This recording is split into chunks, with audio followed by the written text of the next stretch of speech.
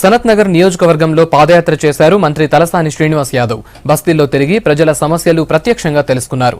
Drainage, water, power, pension సమస్యల్ని మంత్రికి వివరించారు. బస్తీ జనం సమస్యలన్నీ త్వరలోనే పరిష్కరిస్తామన్నారు మంత్రి. సనత్ నగర్ నియోజకవర్గంలో ప్రతి శనివారం పర్యటించి ప్రజల సమస్యలు పరిష్కరించడానికి కృషి చేస్తానని తెలిపారు.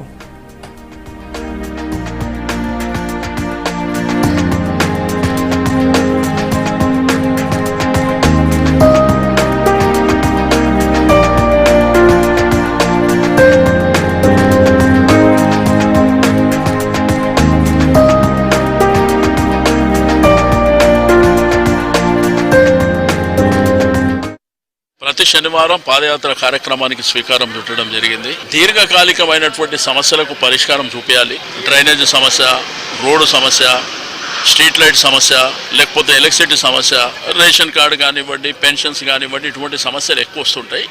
అయితే ఇప్పటి వరకు పెద్ద ఎత్తున కార్యక్రమాలను చేసుకుంటూ పోయినప్పటికీ సమస్యలు రొటీన్గా ఉంటాయి కాబట్టి ఇంకా పెద్ద ఎత్తున ఎట్లా చేస్తే బాగుంటుందన్న ఉద్దేశంతోనే మరి ప్రతి శనివారం పాదయాత్ర కార్యక్రమాన్ని పెట్టుకోవడం జరిగింది.